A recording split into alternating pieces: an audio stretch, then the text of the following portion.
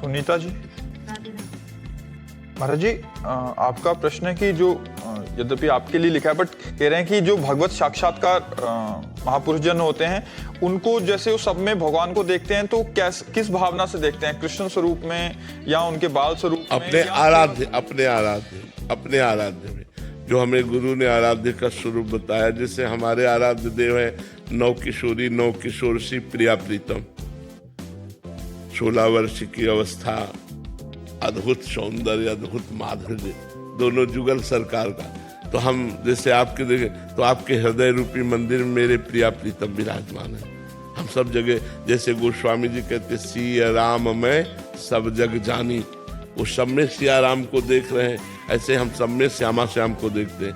चिद चिद लक्षणम सर्वम राधा कृष्ण मयम जगत, चेतन अचेतन सब राधा कृष्ण में है, सब में राधा कृष्ण विराजमान।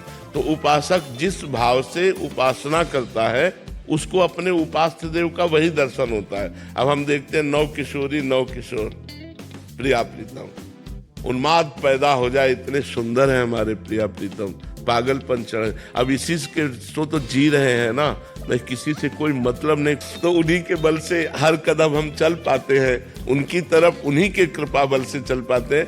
तो हम अपने भावना में जब देखते हैं तो सब में श्यामा श्याम विराजमान है, नौ किशोरी नौ किशोर। अब जो बाल भाव का उपासक हो बाल भाव का देखेगा, जो जिस भाव का उपासक है वो अपने इष्ट देव को उसी रूप में देखेगा। महाराज जी जैसे लीला करते हुए भी दिखते हैं यहाँ बैठे लीला करते हुए तो बहुत आगे की बात है। जब भगवत साक्षात्कार हो जाता है, प्रेम में तन्मयता होती है, तो भगवान जब कृपा करते हैं तो अपनी लीला में प्रवेश दे देते हैं। अब वो प्रतिपल भगवान की लीलाओं का दर्शन करता रहता है।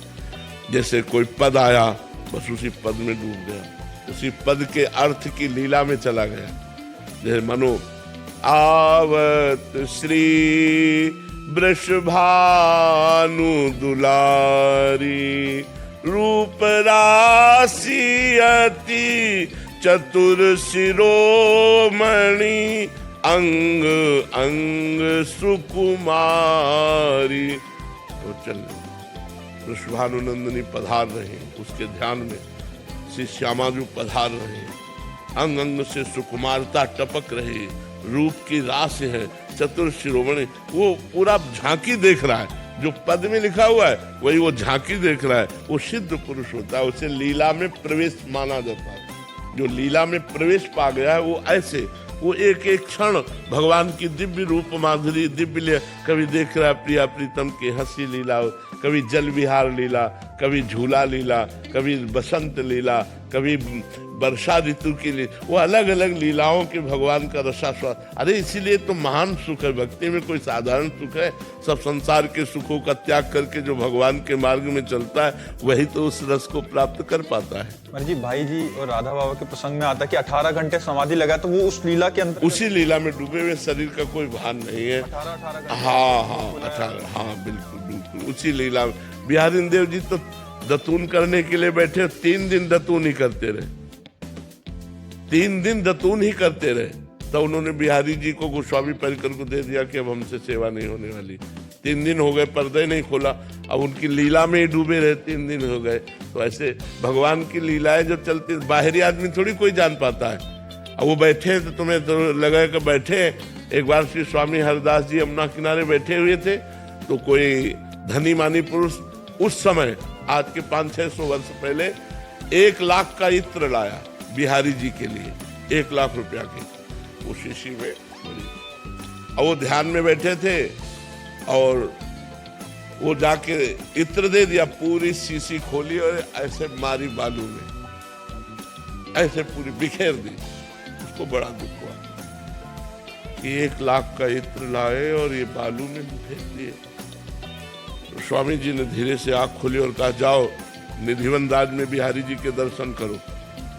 आज्ञा मानकर निधिवन राज में जो ही घुसा तो उसी इत्र की खुशबू, और जब वहां गया तो बिहारी जी पूरे भींजे हुए थे इत्र में।